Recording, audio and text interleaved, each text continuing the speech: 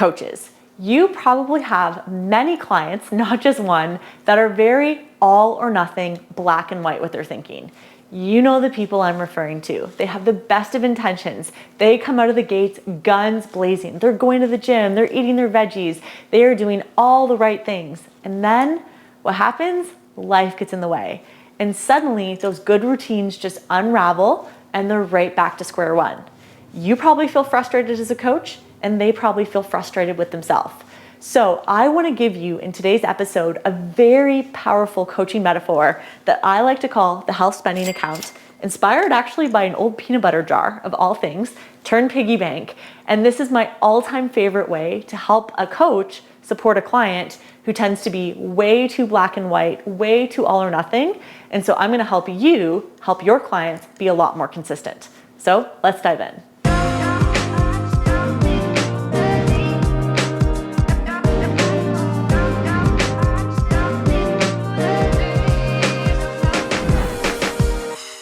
Thanks for coming back to watch another video, or if you're new to this channel, I'll take a quick second to introduce myself. My name's Jen, I'm a registered dietitian. I've been helping people eat better since 2010, and I have many hours sitting across the table from someone that is frustrated with themselves because they start off hot, they start off with all the right habits, and then things just start unraveling really quickly.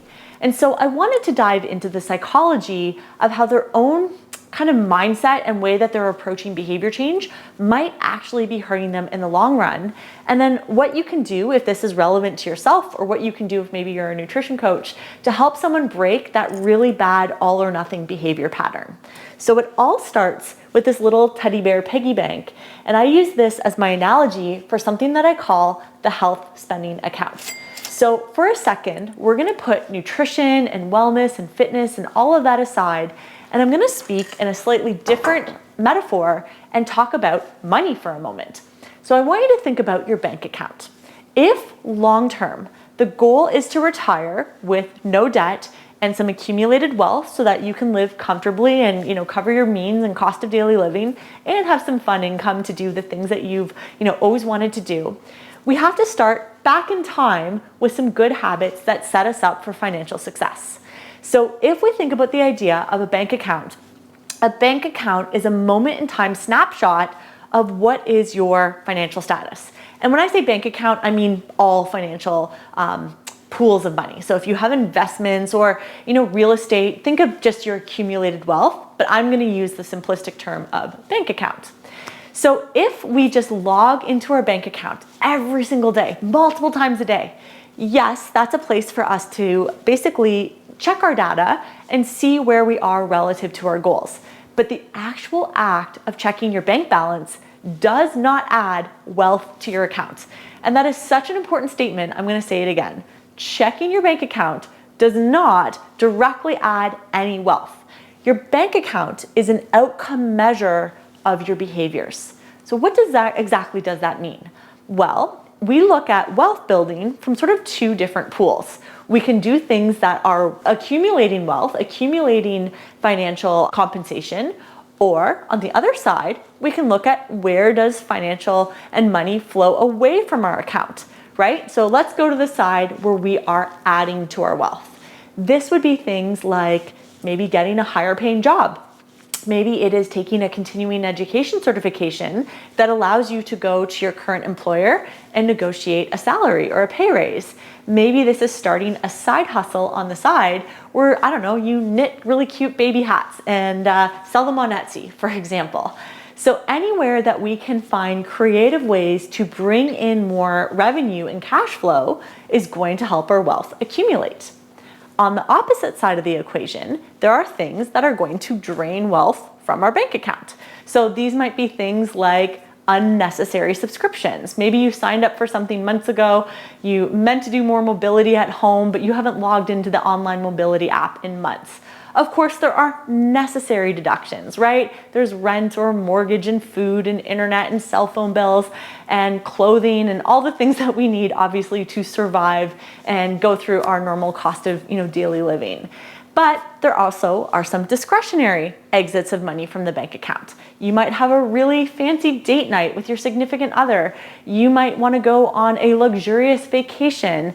You might, mindlessly shop on Amazon and buy some stuff that you really didn't need, but you got influenced by ads online. And so as we look at the flux of money coming in and money exiting the bank account, at any given time, our bank balance will be a snapshot of how are we doing. Okay, we'll get back into things in just a moment, but I wanted to give you a gift for hanging out with me today. I want to give you access to a free, on-demand nutrition coaching masterclass called LIFTOFF. Inside this video training, I'm going to open my vault and share my very best nutrition coaching analogies, games, and also give you 3 completely free swipe files of my most popular client handouts. The feedback so far has been phenomenal, and it's been really exciting to see people get massive results, not only for their nutrition clients, but their bottom line in under 30 days. I want you to benefit from this training too. So go to prospernutritioncoaching.com/liftoff. And now back to where we left off. Let's come back to the world of food and nutrition and health. Similar to a bank balance, now, I'm not trying to be weight centric, but we're going to use the scale specifically to sort of mirror the bank balance. You can hop on the scale and sort of take a look at how am I doing today? Now, this is obviously influenced by your genetics, your age, your lifestyle, your exercise training, how much muscle mass you have, how much stress is in your life, how well you've been sleeping, if you have other demands like family members or children or aging parents to care for, if you've been injured, medications. So my point is it's nuanced. But if we go back to the more simplistic idea of get on the scale and have a sense of just where are things at? Again, that's like logging into your bank account, being like, hey, where are things at? So I want to think about if we have this outcome to be at our genetic healthy weight, our genetic set point where our body functions beautifully, we are hopefully chronically disease-free, we have tons of energy, we're not injured, we're able to participate in movement that feels really good, really truly creating like a friendship and a relationship of self-care with our body. So when I'm talking about health, I'm not talking BMI, I'm not talking a diet culture, a societal ideal weight or number. We're talking about you finding a happy place within yourself. Okay, so just keep that in mind. I always try to not be overly weight focused when I talk about, nutrition to you guys. But if we're looking for good long-term health, there are important behaviors we're gonna have to deposit into our body consistently to help that health grow over time. So what might some of those things be? Well, every time I add veggies to a meal, amazing, money goes into my health account. Dun, dun, dun, dun. If I, get in joyful movement each day or most days of the week, sometimes I go to the gym, sometimes I lift weights, sometimes I go out for hikes, sometimes I like to go for runs, sometimes I use my indoor spin bike, sometimes I do yoga, sometimes I take rest days because my body needs that too. All of those are amazing investments in my physical body, my physical capacity. If I get up first thing in the morning and I, drink a glass of water, there's an awesome investment. If I do things like, minimally drink alcohol or avoid it altogether, perfect. That's helping my body as well. If I go to bed on time and I get a great night's sleep, that's another deposit. So all day long, we have these little forks in the road where we can make different decisions of, am I going to add money to my health account? Or on the opposite side, am I going to make a little deduction?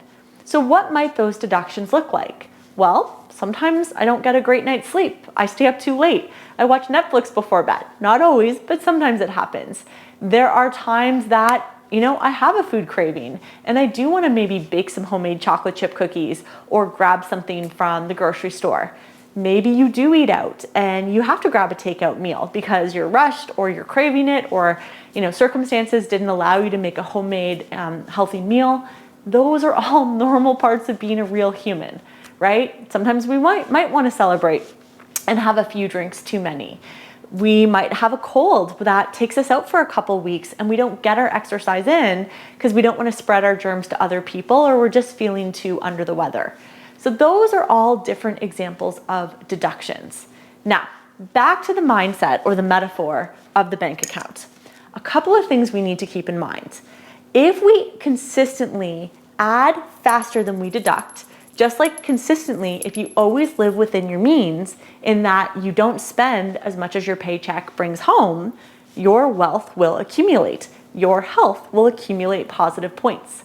Similar to a bank account, sometimes we're gonna have to make a deduction. I don't want any Ebenezer Scrooge behavior where all we do is we get money and we never let a penny of that leave the bank account. So in a joyful relationship with food long term, there are going to be some food deductions. It might be the Friday night pizza. It might be a beer with your friend. It might be a missed workout. It might be a rough night's sleep for whatever reason. These deductions are normal. And in fact, factoring in that these deductions will happen will help you prepare or help your client prepare for these situations instead of being caught off guard. But here's a couple of things I always like to remind my own clients to think about. If I'm going to make a deduction, can I make it as small as possible? So let's think about money for a moment. If I had an unexpected car expense come up, maybe I had a, $250 repair. Okay, unexpected, kind of sucks, takes away from my monthly income, but just because I have to spend $250 to fix a small part of my car doesn't mean I'm gonna go, oh, well, this month's a write-off. So you know what? That $5,000 I was saving towards a new vehicle, screw it. I'm not even gonna, use it for that purpose anymore. This stupid $250 expense has just wrecked my whole month and I might as well blow through the $5,000. Crazy, right? That is a really weird response to an unexpected expense. Yet, think about the line of thinking that people do when they have an off meal or snack or a weird choice that just doesn't align. Well, you know what? I had donuts in the break room at lunch. Today's a write-off, so I might as well have the takeout for dinner and I'll get started on Monday. I'll start after vacation. I'll start when things settle down at work. There's always this delay of making the deposits. Could you imagine if we did that with our wealth? I made a mistake. Well, since I spent $50 on Amazon, I might as well drop $20,000 that I was saving for the down payment on my house, because what's the point of having those good saving habits? If I was bad here, might as well be bad everywhere, right? A really weird reaction. Yet it happens all the time when it comes to food. People get in their own heads, in their own way, and they make a mountain out of a molehill off of one little odd choice. So what do you do if you have an unexpected expense that's a little bit more into your monthly income? Well, you can look at both sides of the scale. You can look at, is there a way for me to add more income quickly to replace what just went out unexpectedly, right? Can I pick up a little side hustle? Do I sell more hats on my Etsy shop? Yeah, whatever, would bring in a little bit more money. Entrepreneurs maybe have a bit more flexibility here than people that have a stable job with a salary. Or we can go to the other side of the equation and go, all right, that cost me a bit more. Where is money coming out of the account? And can I slow some of the expenses that maybe don't need to come out right away? So maybe I'll delay that purchase. Maybe I'll be more mindful with the cost of groceries. Maybe we won't go out for dinner that costs a little bit more. We'll go to the less expensive place, or maybe we won't go out at all. And so we sort of flex things. And a great example is often in the month of January following December. So December, a holiday month for many of us, tends to be quite expensive. So even though expenses might be a bit more in the month of December, you might then cut back a little bit on your spending in January to flux and find the balance. So with food, we might have a weekend, at a cottage with some friends where maybe there is more food and alcohol that doesn't line up with your long-term goals. Okay, it's like expensive month of December. When you come back the following week, can you find that flux? Can you find that balance? And maybe you bring your food quality up to that 90% point to make up for like the 60, 70% you might have been at over the long weekend. So those are just some examples bringing finances and food back together. Long story short, the one thing I really get clients to focus on is that they are able to spot where their deposits are coming from. Often people think it has to be this big, grand, sweeping gesture of like bodybuilder, 4 hours in the kitchen, batch cooking. But in fact, it's all little things that add up.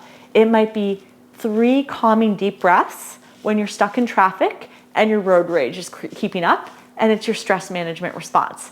It might be rolling out your yoga mat and just doing some stretches at night to loosen up your hips after sitting all day. It might be planning out your workouts so you can get 3, 4, maybe 5 workouts a week at the gym that you attend. Maybe it is actually making a veggie bucket and spending the 5 minutes a week to have your vegetables lined up front and center in your fridge. Maybe it's a bigger investment where you do batch cook for an hour or 2 hours on Sunday to set up a great week of healthy eating.